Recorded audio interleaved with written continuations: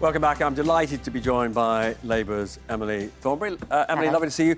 An enormous amount to get into, particularly the disclosure today about all this sort of no-deal stuff. But I do want to just start with what happened yesterday in the meeting between Jeremy Corbyn and the big unions, in which the unions endorsed a position of Labour campaigning in the general election for a referendum, but not campaigning in the general election for, well, either Remain or what it calls a reasonable or a sort of decent Brexit, but saying broadly all options are open. I had understood from you wanted Labour to take a Remain position. Is that it? Have you lost that particular battle? The trade unions are a really important part of the Labour Party. Of course they are, and we will listen to them. But we've got a conference coming up, and I suspect that it'll be conference that will be deciding Labour Party's policy and indeed the Clause 5 process that we have before manifesto. So it's certainly important, the contribution that the trade unions make. I'm answering this question without accepting your characterisation of the meeting yesterday. But, well, it'll be important. I mean, we're going, it's to a certain extent, these are the debates that we continue to have within the party as to, what position we should take in relation to this. Sure. We are absolutely now fully signed up to having a referendum. Yeah. We will have a referendum, and then the question is, do we as a party campaign to Remain, or is it that, I will be campaigning to Remain and the vast majority of the Labour Party campaigns to Remain. Is it remotely practically possible for the unions to be outvoted at conference on this? Let's see. I'm not getting into all of this.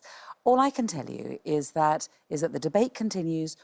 As you know, we're a big old democratic party with 500,000 members. I suppose one of the byproducts of us putting off the general election is that we're going to definitely have party conference, and it'll be important, obviously, at party conference for members to make their voices heard. Your position was that you would risk alienating lots of important Remain supporters if Labour is seen to be equivocal during the general election. And is that still your view? My position is that if there is a referendum between Leave and Remain, I will always campaign to Remain. Yeah. But you'd like the party to do that too in the general election, wouldn't you? And what we should be doing is we should be saying in the general election that when we have that referendum, there has to be two decent offers. Sure. And the better offer, in my view, is that we remain. But we need to have a proper offer, which is to be in a customs union, to be close to a single market, all the things that we've always said. But you can't conceive of Labour supporting that position, can you? Well, let's see. It's not for me to sit here today. But you all know in Islington, lots of your supporters will be telling you they'll be supporting the Lib Dems. Well, who have a pure revoke position. They have a revoke position. Listen, you know what our tension is. Our tension is between being an internationalist party, a party of Democrats, and a party that wants to look after jobs and the economy. And so we have been, entirely reasonable about this. And frankly, if only we had had a statesperson in charge of our country 3 years ago, we wouldn't have such a fractured country now. But we get more and more polarised, and actually we as the Labour Party are trying to keep the country together. And can I just ask, would it be an acceptable compromise, as one or two of your colleagues have said, for you just to have permission, each of you, to essentially, within your local areas, say, I'm Remain or I'm Leave, as it were? Is it acceptable for all of you to essentially have your own individual Brexit manifestos? Look, let's see what the party decides. It's not for me to decide. I can tell you this much, that I will be arguing that our position should be Remain. But, we will need to decide collectively, and I'm one voice amongst many. And finally, on this particular aspect, Tom Watson has today, your deputy leader, he thinks the right order of events is a referendum first and a general election second. Is he right about that? I hadn't seen Tom for a while. I didn't really know what he was doing. He is Tom. Tom's Tom, and he will express his own views, and I don't think it necessarily... he doesn't necessarily represent the views of the party, but, it's fine for him to say what he wants. But he's wrong, is he? He's wrong about that. Well, I suppose the practical problem is if he says that we're going to have a referendum before a general election, the question will be, is he really talking about the catastrophic no deal versus Remain, or isn't it better for us to have a general election and then put two you know, one, frankly, as I say, you know, a deal which I don't think is as good as Remain, but it certainly will be a darn sight better than anything the Tories have offered the public, and we will be able to put forward a deal that will at least do the least amount of damage to jobs in the economy against Remain, which does, I think, you know, doesn't do any job. Yeah. So you've basically said he's wrong. Now, there was... I basically said that his suggestion is impractical, but he can say what he likes. I don't mind. Yeah. Okay. I think you and I agree on this. Now, if we could look at what Michael Gove has said today, which is he is defying the law that was passed about disclosing these messages sent by aides of the Prime Minister.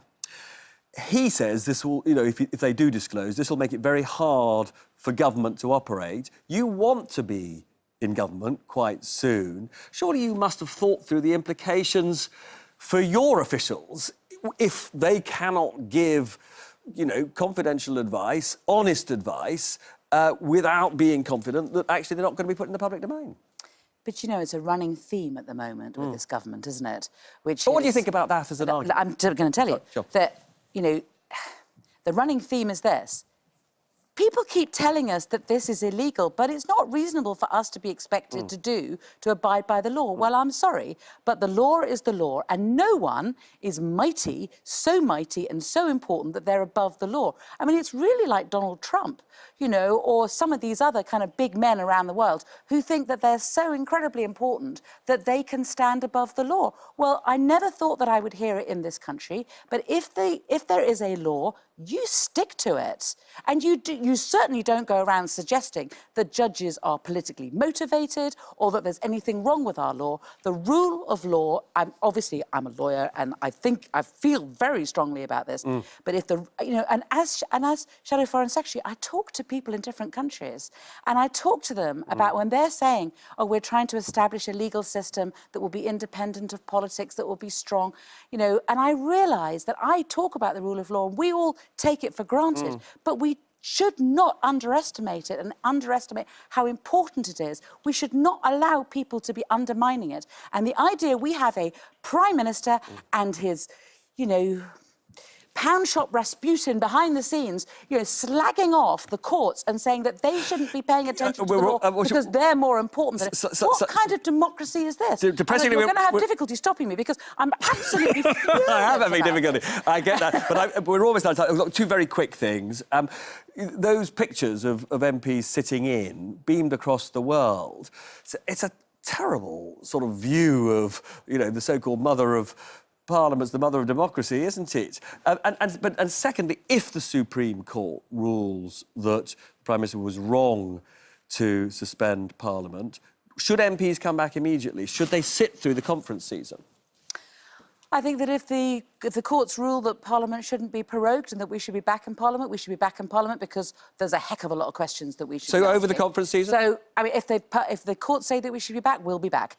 But as for the scenes, you know, I mean, people feel very strongly about being chucked out of the building in which they should be working and the doors being locked. I mean, it's wrong. And actually, if you look at it historically, I mean, I think in Charles I's time, when the Speaker was supposed to be standing and proroguing Parliament because the King had said, this is what you should do, members of Parliament sat on him to stop him getting up. So, you know... These are, I agree, we are living through absolutely extraordinary history, and I think all of us wish we knew where we were heading, and I'm going to talk about some of that after the break.